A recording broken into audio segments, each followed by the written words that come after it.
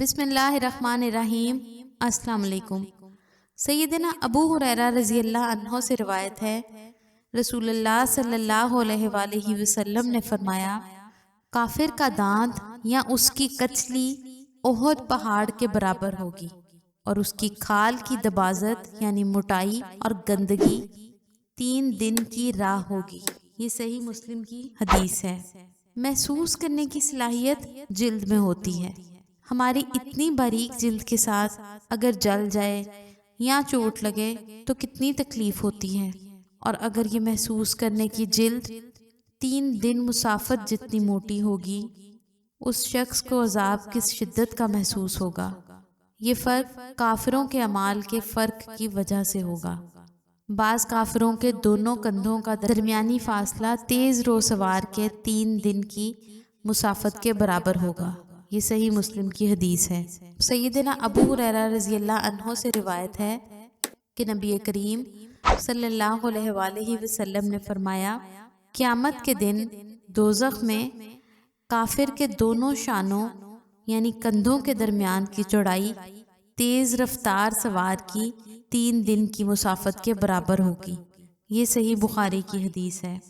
بعض کافروں کے بیٹھنے کی جگہ مکہ اور مدینہ کے درمیان مسافت کے برابر ہوگی، یعنی 410 کلومیٹر۔ یہ جامع ترمذی کی حدیث ہے۔ بعض کافر جہنم کے وسیع و عریض کونے میں سما جائیں گے۔ یہ ابن ماجہ کی حدیث ہے۔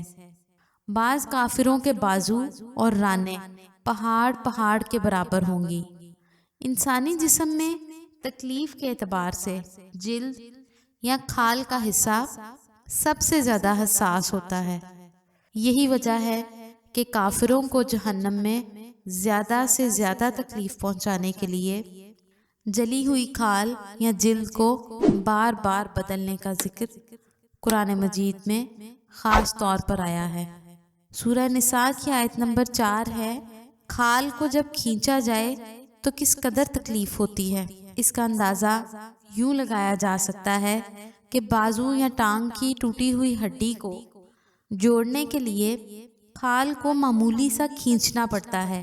اس کے درد سے آدمی بلبلا اٹھتا ہے۔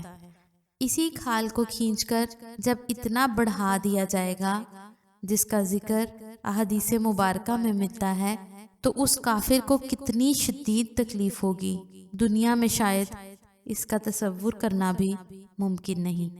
اتنی بڑی جسامت کے کافر کو جب بڑے بڑے اژدہا اور بچھو بار بار ڈسیں گے اور اس کا گوشت نوچیں گے تو ان کے زہر کے طبی اثرات کے باعث مدہوش، مفلوج، خون آلود اور ہانپتے کانپتے کافر کی حیت کا تصور کیجئے۔ ویڈیو اچھی لگے تو اس کو لائک اور شیئر ضرور کریں، اور ہمارے چینل اسلامک پورٹل کو ضرور سبسکرائب کریں۔